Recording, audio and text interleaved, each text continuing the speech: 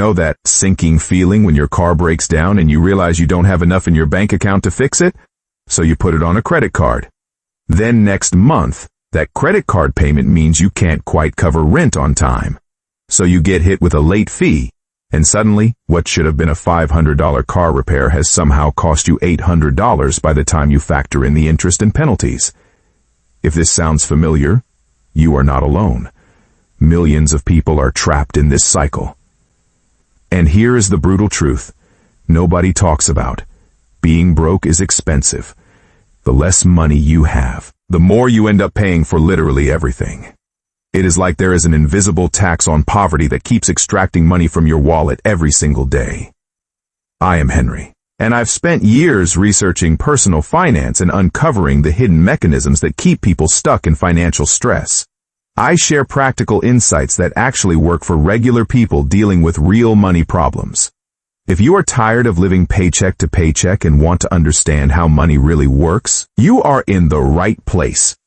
Don't forget to subscribe and hit that like button so you don't miss future content that could change your financial life. Let me introduce you to a concept I call the poverty premium. This is the extra cost you pay for goods and services, simply because you don't have enough money up front. It is not a conspiracy theory or some abstract economic principle. It is a measurable, documented phenomenon that costs low-income households thousands of dollars every single year. The poverty premium works like this. When you lack cash reserves or good credit, you are forced into more expensive alternatives for basic necessities. You pay more for housing, transportation, food, banking services, and even laundry. Every transaction becomes a penalty for not having money in the first place. The value of understanding this concept is profound. Once you see the poverty premium operating in your life, you can start making strategic choices to avoid it. This isn't about blaming yourself for being in a tough spot. It is about recognizing that the financial system is structurally designed to extract more money from people who can least afford it. And then learning how to navigate around those traps. Let me show you exactly how this plays out in real life with some concrete examples. Take banking fees. If you maintain a minimum balance of $1,500 in your checking account, most banks will waive the monthly maintenance fee. But if you are living paycheck to paycheck and your balance dips below that threshold, you get charged $12 per month. That is $144 per year just for being poor. And that is before we talk about overdraft fees. The average overdraft fee is $35. If you overdraft just twice a month because your budget is tight and timing is off, that is another $840 per year. So someone struggling financially pays nearly $1,000 annually in banking fees, while someone with a comfortable cushion pays zero for the exact same banking services.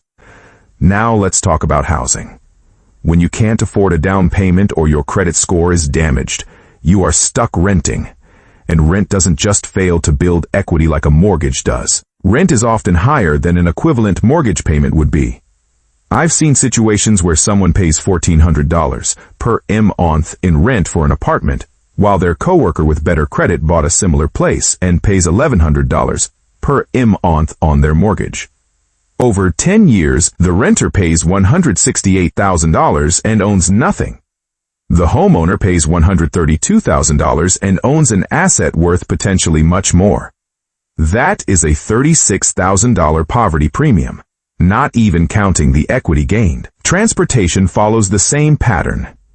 If you have good credit and cash for a down payment, you can finance a reliable used car at 4% interest.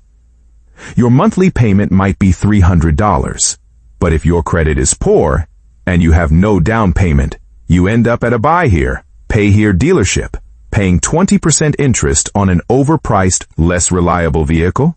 Your payment is $450 per month for a car that breaks down more often, costing you additional repair money and potentially your job when you can't get to work. Over 5 years, you pay $27,000 for a car worth maybe $8,000, while the person with better credit paid $18,000 for a car worth $12,000. That is a $9,000 poverty premium on one vehicle purchase. Even everyday purchases carry this hidden tax. When you are broke, You can't buy in bulk at Costco because you don't have the membership fee or the upfront cash to stock up, so you buy toilet paper 1 pack at a time at the corner store, paying twice as much per roll. You can't afford the energy-efficient appliances that would lower your utility bills.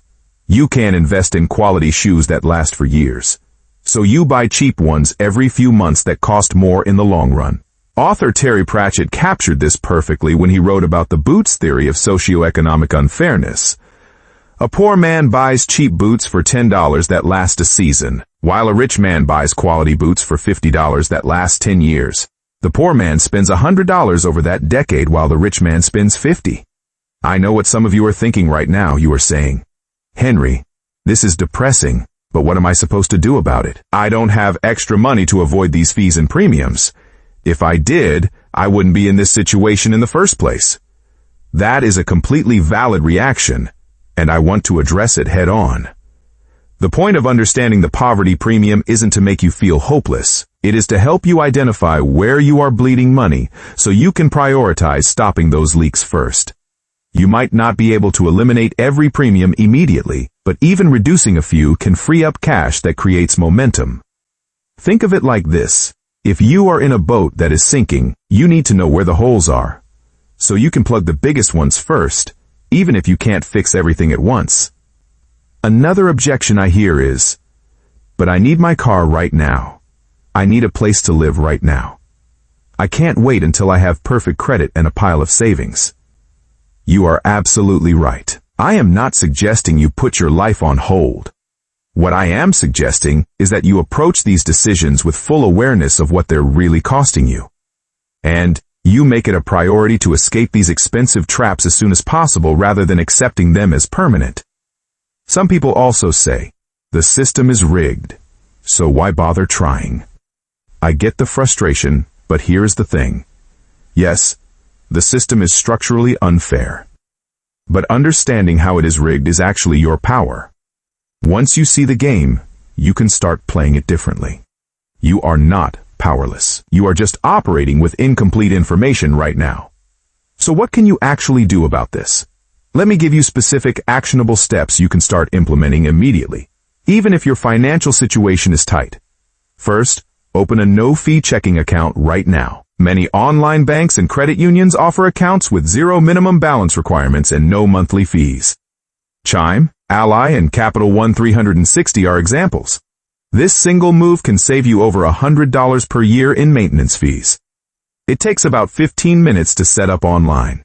If you are currently paying banking fees, switching to a free account is one of the highest return actions you can take. That is, money back in your pocket every single month with virtually no effort. Second, opt out of overdraft protection. I know this sounds counterintuitive because overdraft protection feels like a safety net, but it is actually a trap. When you opt out, your card simply gets declined if you don't have enough money, which is embarrassing but free. When you have overdraft protection, the transaction goes through and you get charged $35. Most people would rather have their card declined than pay $35 for a $6 coffee. Call your bank tomorrow and tell them you want to opt out of overdraft coverage for ATM and debit card transactions. Third, start building a buffer of just $250 in your checking account. I know that sounds like a lot when money is tight, but here is how to do it. Identify one poverty premium you are currently paying. Maybe it is those banking fees we just talked about, or maybe you are paying $5 twice a week for laundromat drying when you could air dry for free. Cut that expense and redirect the money into your checking account instead, even saving $20 per Pascal. Check gets you to $250 in 6 months. That buffer prevents overdrafts, which means you stop paying those $35 fees, which means you have more money to build the buffer bigger. It is a positive cycle that starts small. Fourth, check your credit report and dispute any errors. You are entitled to a free credit report from each of the 3 major bureaus every year at annualcreditreport.com. About 1 in 5 credit reports contains an error that could be lowering your score. If you find mistakes, dispute them. Improving your credit score even slightly can save you thousands on your next car loan or help you qualify for better housing. This costs you nothing but an hour of time. Fifth, before making any major purchase, calculate the total poverty premium you'll pay. When you are looking at that car loan or rental agreement, Pull out a calculator. Multiply the monthly payment by the number of months. Look at the total interest you'll pay. Compare it to what someone with excellent credit would pay for the same thing. Seeing that number in black and white might motivate you to wait another few months while you save more down payment, or to choose a less expensive option, or to focus on improving your credit first. Knowledge is power, and knowing the true cost of your choices helps you make better ones. 6. Find one area where you can flip the script and make the poverty premium work in reverse. For example, if you have any extra money at all, even $50, put it in a high-yield savings account earning 4 or 5% instead of a traditional savings account earning 0.01%. Online banks like Marcus or Discover offer these with no minimums. It is not much money at first, but you are now on the side of earning interest instead of paying it. You are starting to use the same tools that wealthier people use. 7th, join a Buy Nothing group or community exchange in your area. These are free groups, usually on Facebook, where people give away things they no longer need. You can find clothes, furniture, appliances, and household items for free instead of buying cheap versions that won't last. This directly counters the poverty premium on goods. I've seen people furnish entire apartments this way. Look, here is the bottom line. The poverty premium is real. It is expensive, and it is one of the main reasons people stay broke even when they're working hard and trying to do everything right. You are not failing at money because you lack discipline or intelligence. You are fighting against a system that charges you extra at every turn for not already having money. That is not fair, but it is reality. The good news is that once you see this dynamic clearly, you can start making strategic moves to opt out of it piece by piece. Every fee you avoid, every predatory product you refuse, every small buffer you build is a step toward breaking the cycle. You don't need a massive income or a perfect financial situation to start. You just need awareness and a willingness to make intentional choices. This isn't going to transform your finances overnight, but if you implement even 2 or 3 of the strategies I've outlined, you'll start seeing real money stay in your account instead of disappearing into fees and premiums. That money can become your emergency fund, which protects you from the next unexpected expense, which means you don't need the credit card, which means you are not paying interest, which means you have even more money next month. The cycle starts working for you instead of against you. If this resonates with you, do me a favor. Hit that like button so more people can discover this information. Subscribe to the channel because I'll be sharing more strategies to help you navigate the financial system without getting exploited. And share this with someone you know who is struggling with money, because chances are they're paying the poverty premium without even realizing it. Together, we can spread awareness and help people keep more of their hard-earned money. You've got this. Small steps, consistent action, and you'll start to see things change. I'll see you in the next one.